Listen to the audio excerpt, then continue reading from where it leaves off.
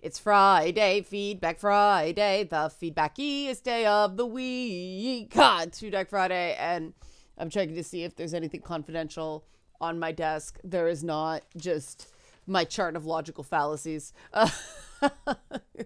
Okay, so to do something a little fun, I hate the, was a freaking tree sentinel or whatever, getting into Lindell in Elden Ring, and on my new game plus, I beasted the motherfucker in 2 attempts. So I captured video of that, and I'm gonna share this while I read early comments, just for fun. So, cause why not? Gaming, yay. I want to do something a little bit fun this Feedback Friday, because this has been a really good community week. There were just a lot of great moments. The highlight possibly being someone really having a rough time, and someone else saw and talked about it on Twitch in chat, and someone saw it on Twitch chat and messaged me and said, can I pay for a Leanna Care session for them?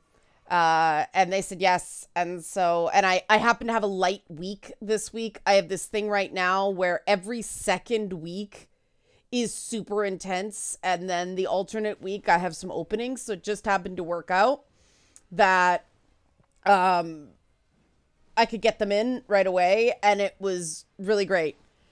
And to me, that's gaming. Someone has a problem, someone thinks they can solve the problem gets solved, everything's awesome, right? People were also really, really great about, you know, me talking about my dog Loki passing. So I'm greatly appreciative of that. So yeah. And the Patreons got a question this week about, steps moving forward on some seminar stuff, but I'll do the help support this channel after the video clip's over, because if I do it now, it will restart the video clip and you get to watch my weapons selection here. Instead, I will get to your comments as you watch my masterful beasting of this motherfucker. Yes, that's a technical term. I hate this boss. Okay. The first one I'm doing for Wellness Wednesday, because this person made a good comment on the misuse of the word disingenuous online. Well, I beat up this motherfucker, no sploits. Fuck you, fucking tree sentinel or whatever the fuck you are. Fuck you. I hate this guy. So related to some other comment I made, I forget when, about humans sucking at tracking variables. I think that was last week. I noticed the disingenuous word gets thrown around more when a discussion starts taking on more nuance. That is, there's more variables. I'm getting the feeling that disingenuous is starting to mean I can't track the threads of this conversation on a topic I think I know plenty about, so clearly there's something going on over there, gestures in your direction that is insincere. That's not always the case, obviously. Some people just use the word when they want to say you're lying without just coming out and accusing of flat out lying. And I've found the same thing, that people either use it when they can't follow it anymore, or when they're trying to call me a liar without using the word lie. And that is weird to me, because I just don't see the point. It just takes too much work to remember shit like that. I don't know why somebody would do it. Ah, dodge that stupid lightning. Here it comes, here it comes, here it comes. Yeah, dead. Fuck you, enemy. Enemy failed. Fuck you. There we go. Okay, so I will go back over to the camera now. That felt good for me. Hopefully you enjoyed that. So we're going to do the thing now. Help support this channel. Become a monthly patron. Patreon.com/LeannaK. Now's a good time because we're talking about next steps on the channel. Or always a good time to buy a one-time Leanna Care session for someone who can use it but can't afford it. Ko-fi.com/LeannaK. Yeah, 6 people need subsidized services right now. Somebody dumped in like 4 this week in one shot. So we're good for this week. Let's keep it going. Next week is a new week. We still need those 6. The more times I get the 6, the more people can get these subsidized services. So going on, no more gameplay. That just felt good. Going back to the Monday video, those are the rest of the comments until like 3 at the end on 2 women talking. You're just like your dad. Oof, that hits hard. Thank you for this video. There are a few people in my family that need to watch this to understand what they're saying. Next comment. The hyper development of manipulative skill sets and the need to be useful is spot on. I don't know if it could technically be considered learned dissociation, but sometimes masking my emotions with my shitty dad became as reflexive as swimming or running. Learning to train my brain to express all emotions, especially anger, was such a grueling process. It took so many years of my life. Still, nowadays it's easier to let anger go in short bursts rather than letting it all build up. Same with all emotions, generally speaking. And this is why I like talking about this stuff, because people sharing comments sort of reinforces what I'm saying when it doesn't just come from me. A long hand. Another comment. I have problems with anger. So did my dad. So did his dad, who once stabbed him in the hand with a fork. Stoicism actually helped me deal with anger. So did accepting the fact that my dad, who grew up in a foster home, couldn't always help the fact that he was angry. But I think ultimately one has to realize what a waste of emotion anger usually is. And I like the usually is, not always is. Nice. Thank you, commenter. This episode really resonated with me. I believe I've mentioned my dad and his abusive, angry behaviors here in the past. A lot of the time we would walk around my dad on eggshells, hoping not to do something he disapproved of or deem immoral. Of course, he was never angry, just correct. That's a mood for me because my dad used to get angry at me for walking around on eggshells because he tended to get angry over very little. So that was exactly the phrase he used when he used to scream at me until 2 o'clock in the morning when I was about 10. Moving on, enough about me. However, when I had anger issues as a kid, because he was good at masking with everyone outside of the house, no one really saw what he was like, so I never got the "you're just like your dad" for people. Instead, I said that to myself. As a result, I swore off having kids for the longest time for fear of passing along the anger.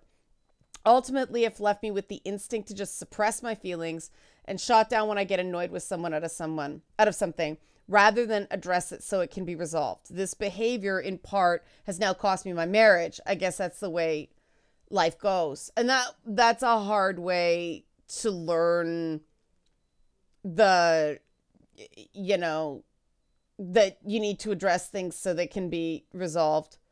And I'm sorry, commenter, that the marriage broke down, and that's unfortunately when a lot of people decide to make a change. It's a tough thing to come up against. You have my compassion. I feel you. Hopefully that helps soothe it a little. Other comment, other way. Hard for me to relate because as soon as I had the opportunity, I cut the abusive parent out of my life. When I say abusive, I was actually whipped by a belt on a few occasions. So that's to say how bad it was. That was still done in my day too. So yeah, it's awful. I think which end of the belt, but that's a rhetorical question. In my case, it was my mother. I communicate with her once in a while. Sometimes it's healthier and necessary to have distance. I did recover mentally and physically from that. Unfortunately, my problem didn't come from my mother. I did eventually develop an aggression problem, and that came from the environment of one of the schools I went to. Basically, my junior high years, or middle school as it's called elsewhere, there was a lot of fighting. Because my condition leads to fixation, I often obsessed over those who would hassle and bully me. It became a distraction. My guidance counselor ultimately said it was my own fault and basically led me to being more aggressive, which in turn ended with me constantly getting into fistfights with my bullies. Surprisingly, my mother became far less abusive because of it. I guess coming home with bruises, a black eye, torn clothes, and a couple of threats at knife point actually made my mother worry for my safety. So, how does one overcome aggression built from that environment? Being told it's your fault for the bullying, being put into detention while the bullies can do as they please. I like to say I overcome it. Unfortunately, I still have those emotionally dead moments from that experience. I don't react violently anymore, though that largely comes from viewing the violence as meaningless. Nihilism and cynicism come out of constantly becoming dead. Yeah, that's a harrowing story. And it is that, it's a story of every time this person tried to resist, it got worse. It went badly. And, becoming emotionally dead, that's the rational thing to do. But, that question of how does one overcome that? Because it sounds like, they've solved that problem by creating another, being emotionally dead. And that takes a lot to unpack, because that is a lot of unfairness. It's a lot of the people who are supposed to protect you, supposed to enforce fairness, not doing it. And I think it was a rhetorical question, but obviously this is one of these things we want to do the bubbles about. We want to do the dialogue, the discussions, the workshops, everything like that, so people can get some tools to at least get started in the right direction and come back for support when they feel they need it, or when they want it. The writer's bubble that I run has become a really, really great group. It's a great bunch of guys and me. I'm one of the guys. But yeah, it's really cool. They're there for each other's people as much as writers, and more on this in the coming weeks. But I don't want to be glib, and I don't want to just toss something out, because this is obviously, I ooted bad there. This is obviously very specific circumstance. And how you overcome this is one of these things that has to be customized. It involves a certain amount of what we call integration, core identity work, and addressing core beliefs, and healing from trauma. That is a trauma. That is real. That is legitimate. And, the violence at home. And this happens sometimes, right? You can square away the violence at home. You can go, that was wrong. I put that to bed. But this other thing is just friggin' haunting me, right? Because you escape home to school, and then school's a hell zone too. Yeah, that's tough. And it requires a personalized approach. And there's a lot of different services that can do that. The one thing I do find is I noticed because my condition leads to fixation, there's a neurodivergency. Group therapy can be really, really rough on the neurodivergent. Strangely, they can even be rough on people with trauma, because I know with my trauma clients, I watch them like hawks for any sign of overwhelm, just something that's changing, so we can stop and we can make sure everything's okay. In a group that's hard. And I'm learning a lot from my clients. I've got this big challenge right now where I actually said to a client this week, okay, here's what we have to do. But you're so smart all the basic stuff is not going to work on you. So I'm going to fuck this up a lot, but we'll get there. I'm in if you are. And it was a really good moment because they were good to go. He was good to go. And it's like, okay, a therapist can't say that. But, you know, it's just like, yeah, everyone is so personal and specific because it is trauma, right? And the way trauma works with and on the brain is so individual. There are patterns we can follow, right? And there are predictable things because we know the way the brain works. But the way that manifests in someone and the individual like elements is very specific to the person. And so, you know, if you wanna fill out the contact form on in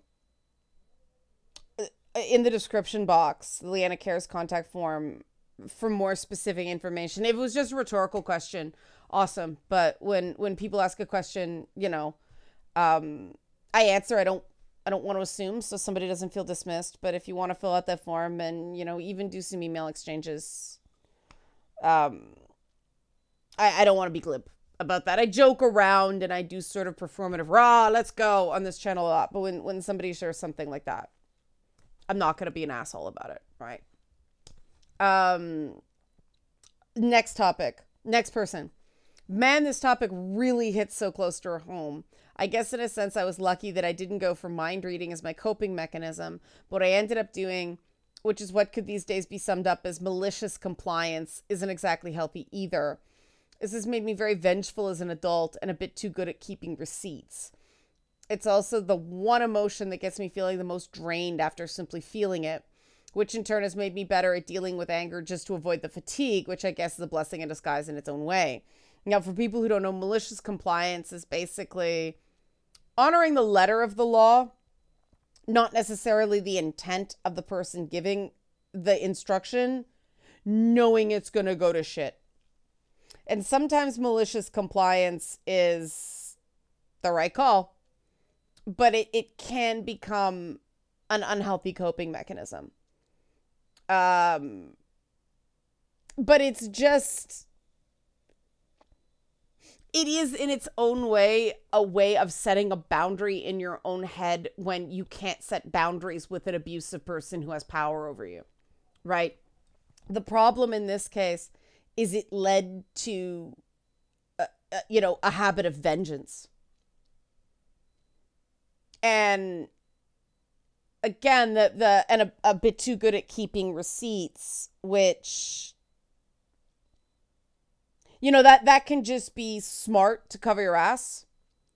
I finally found my screen cap of the cross in a synagogue from The Last of Us The Last of Us 2 they patched out. I found it. But that's one of my receipts because they just kind of swept that one under the rug. The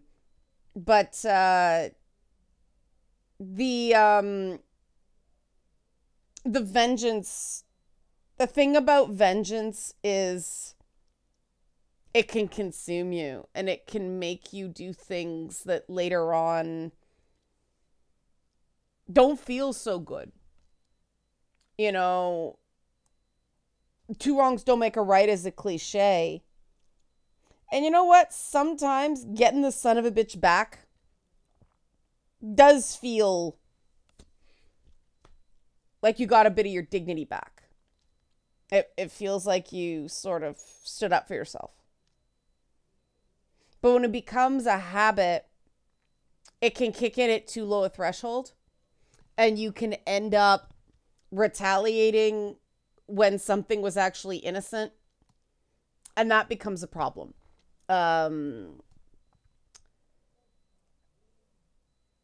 It's understandable. It's very human. But yeah, again, I'm trying to figure out a format that people can work through these things because people deserve better, or like the fact that people are sharing in comment sections and taking this risk. That's something, that's not just shit posting and being an asshole in comments. That's sharing something true and real and vulnerable and honest. And I really appreciate that. So moving to Two Women Talking comments. This one was just, what? Okay, I'm going to take it because, okay. Could you do a segment on your opinions of the Wildstorm comics universe? I absolutely loved it personally. Wildstorm comics was all over the place. I mean, the Wildstorms, I think Warren Ellis is doing a series based on that. It was started by Jim Lee. And my favorite thing about the Wildstorm comics is Jim Lee is a really nice guy and he made a shit ton of money. That's my favorite part of the Wildstorm comics universe. But it had things like Gen 13 and I think The Authority, Wildcats. I think they did sort of more, I mean, it was just an indie comics line that eventually got acquired by DC. And, that's why Jim Lee became so powerful at DC. So again, props to Jim Lee. Awesome. He's one of the few people that got real power in comics and didn't become a complete asshole. But yeah, that's a very long thing. And I used to read that stuff. I mean, I read Gen 13, no surprise. And the books were often uneven, but that's part of what made them interesting that was a great, the just post-speculator market period of comics was great shit. And I'll stand by that. Yeah, I mean, some Wildstorm stuff got brought back post New 52, and I was so sick of the crisis every 3 years at DC that I didn't read that stuff. But hopefully that's a little bit of a comment. The next one you guys know I love weird. I love screwed up. If you watch Twitch on Tuesdays, we had a whole conversation about how Elden Ring is all kinds of fucked up. I'm actually considering doing a video on the top 5 of the top 10 things that completely weirded me out about Elden Ring. But so this comment was kind of where my mind is at. I want to read, this is from Two Women Talking.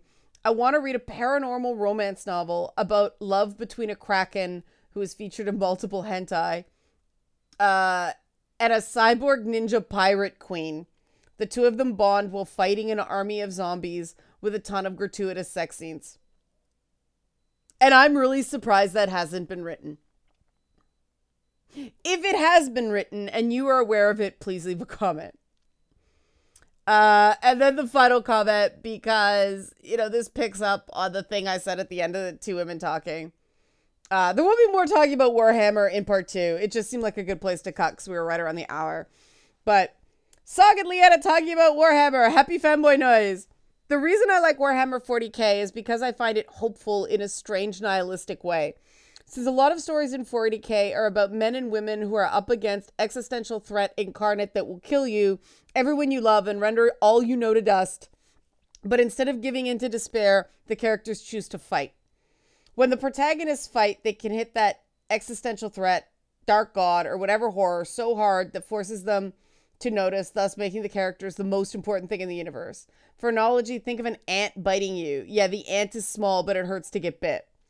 The reason I find this hopeful is because so much media, when people are up against threats large themselves, tells a story of characters being horrible people or how it's okay to give in to despair. Well, Warhammer 40k says that you can fight, you might not win, but you still have the power to fight even when you're up against things larger than you. For anyone wanting to check out a Warhammer story, I recommend the story Hell's Reach. There's a 2.5-hour fan-made animated movie using the audio from the audiobook of the same name. Thank you for coming to my fanboy rant. Have a nice day. And this is why I love listening to people talk about Warhammer 40k. It's awesome. And it makes me happy because there are so few opportunities to engage with someone happy about something and saying something like, you know,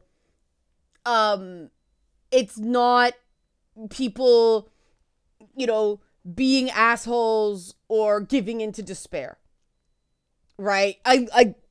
Yeah, please, can we have more stories about good people? Please. I'm so sick of elevating and centering assholes. Stories about good people, please. There's a Warhammer short story crime anthology someone told me about that I'm actually interested in reading too. But I've got to read. Song is very, very close to getting her book out, guys. So I told her I'd read the final edit. So that is my priority, first and foremost. And then I'll get to my Warhammer stuff. And finishing my Elden Ring New Game Plus so I can platinum the motherfucker.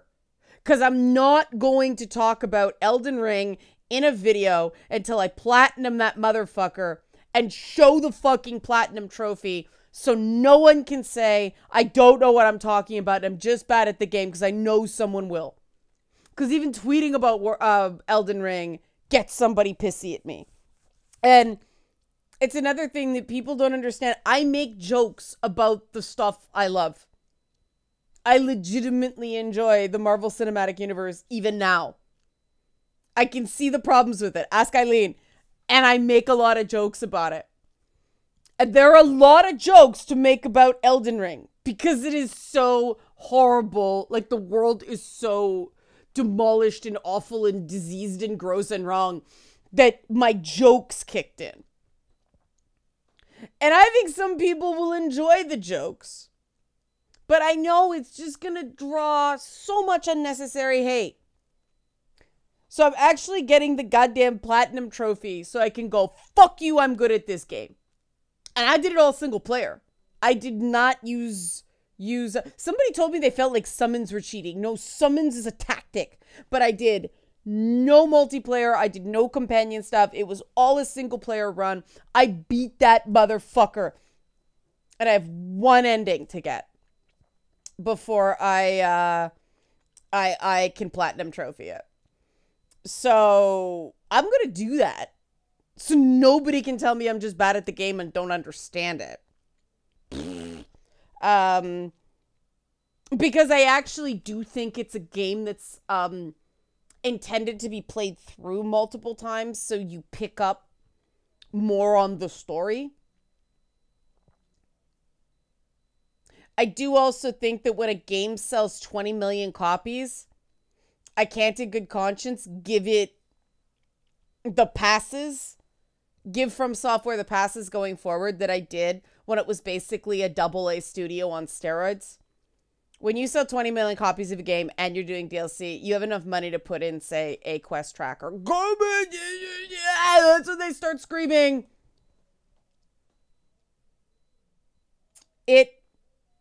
Take notes. Keep track. What's so hard about a quest tracker? We don't talk about the quest tracker. No. Like, this is the issue. And it's fair to make comments like that. But watch. Someone's gonna go crazy. Here we go. I'm gonna end the video.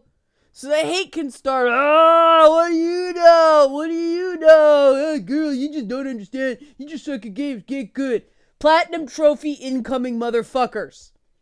Rub it in your face. Okay. It's the end of the week. I'm Punchy. Help support this channel. Become a monthly patron. Patreon.com/LeannaK. Or buy a one-time Leanna Care session for someone who can use but can't afford it. Ko-fi.com/LeannaK. Thanks for watching and have a great weekend.